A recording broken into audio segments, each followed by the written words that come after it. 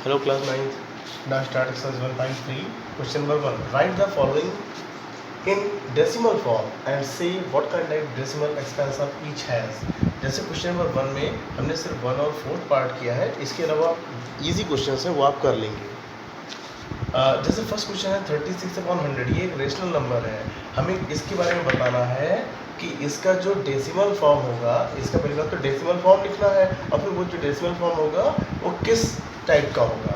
तो देखिए 36/100, आप 36 को 100 से डिवाइड भी कर सकते हैं, वरना इजीली आप क्या करें, जब डिनोमिनेटर में 100, 10, 1000 टाइप से हो तो आप उसके जीरोस को वहाँ से हटाएं, 2 जीरोस थे और यहाँ ऊपर लास्ट से 2 डिजिट काउंट करें, 1, 2 और डेसिमल यूज़ कर लें, तो आप 0.36 इसे लिख सकते हैं।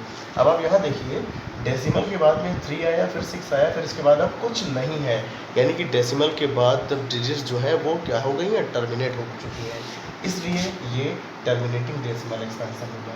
अब जैसे क्वेश्चन नंबर 4 जो पार्ट है इसका 3/13, इसका हमें डेसिमल फॉर्म पहले लिखना है, तो यहाँ तो मुझे डिवाइड करना ही पड़ेगा 3 को 13 से। तो 3 को जब 13 से डिवाइड करना था, we can not divide it, इसीलिए हमको पहले डेसिमल यूज़ करना पड़ा, जिससे हम 0 बढ़ा लें। अब 13 2 जा 26, बाकी मुझे डिवीज़न बताने की ज़रूरत नहीं, वो आप जानते हैं। हम धीरे धीरे जब ऐसे बढ़ते रहे 2 3 0 7 6 9 जा जब गए थे 13 9 जा 117, तो लास्ट में फिर 3 आया।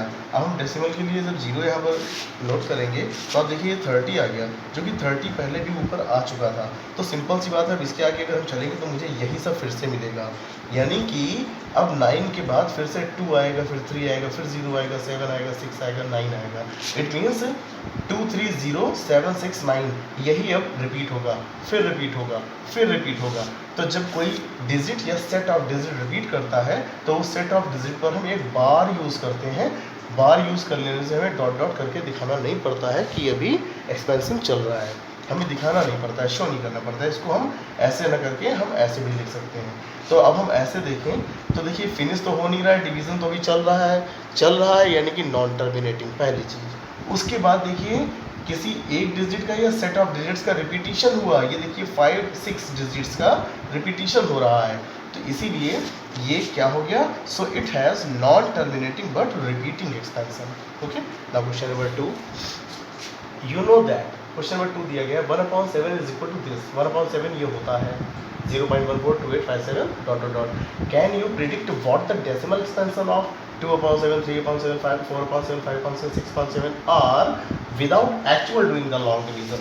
मतलब लॉन्ग डिवीजन जो एक्चुअली हम करते हैं, जैसे 2 को 7 से डिवाइड करें, जैसा कि यहाँ किया था, ये एक्चुअली लॉन्ग डिवीजन यही है, हमें इसका यूज़ नहीं करना है, बट हमें ये प्रेडिक्ट करना है कि what the decimal expansion of, कि इनका डेसिमल एक्सपेंशन क्या होगा। जैसे 3/13 का डेसिमल एक्सपेंशन क्या है, ये है, तो ऐसे 2/7 का क्या होगा, जैसे कि 1/7 का दिया गया है तो 2/7 का क्या होगा, 3/7 का क्या होगा, बट डिवीज़न परफॉर्म नहीं करना है, ठीक है ना।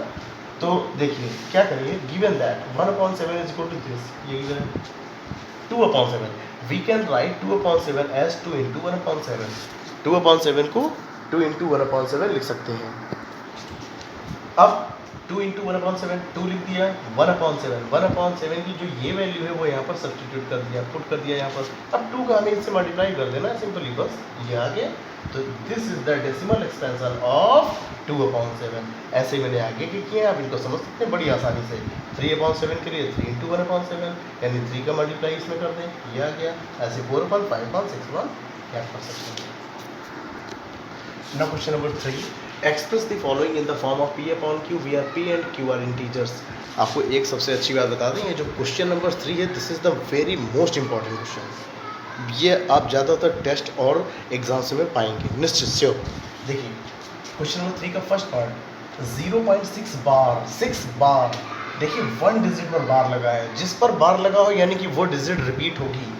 हमने लेट कर लिया कि let this is equal to X, X is equal to 0.6 bar, X is equal to 0.6 bar, 6 bar मतलब 6 6 6 6 चलता रहेगा। हमने इसको इक्वेशन 1 लेट कर लिया, multiply by 10 in equation 1, equation 1 में 10 से मल्टीप्लाई कर दिया, बोथ साइड ही मल्टीप्लाई करते हैं, तो 10 से मल्टीप्लाई एक्स में करेंगे 10x हो जाएगा, और 10 से जब इसमें मल्टीप्लाई करेंगे तो हमें ये पता होना चाहिए 10 × 0.6666 जो होगा, तो ये 10 क्या करेगा, 10 में 1 0 है ना, तो डेसिमल को एक प्लेस शिफ्ट कर देगा, यहाँ पर आ जाएगा, तो ये 6.666 हो जाएगा। तभी 10 से मल्टीप्लाई करने पर ये आ गया। बस सिंपली अब क्या करना है, now subtract equation 1 from equation 2। Equation 2 में से 1 को सब्ट्रैक्ट करिए, 2 में से 1 को सब्ट्रैक्ट करना है, तो लेफ्ट हैंड साइड से लेफ्ट हैंड साइड को और राइट हैंड साइड से राइट हैंड साइड को, तो 10x माइनस x मैंने लिख दिया, फिर 6 minus 666 minus 0.666, 10 minus 1x 9x। अब इसमें से इसको सब्ट्रैक्ट करना मैंने देखिए यहाँ लिख दिया है 6.666। अब आप 0 पर सब्ट्रैक्ट जब करते हैं तो डेसिमल के नीचे डेसिमल आना चाहिए, तो इधर सारे तो ये सब 6 ही है, तो सब 6 में से 6 माइनस आप करेंगे तो ये सब 0 0 0 0 ही तो रहेंगे ये सब, और 6 माइनस 0 ये, तो 6.0 ये वास्तव में होगा तो 6 ही, तो इसको मैंने 6 लिख दिया। अब ये 9 जो है अपॉन में आ जाएगा, और हम जानते हैं 3 2 जा 6, 3 3 जा 9, 2/3, x इज इक्वल टू 2/3, और x ही हमने लेट किया था 0.6 को, 6 बार को, तो 0.6 बार का p/q फॉर्म जो होगी वो 2/3 होगी।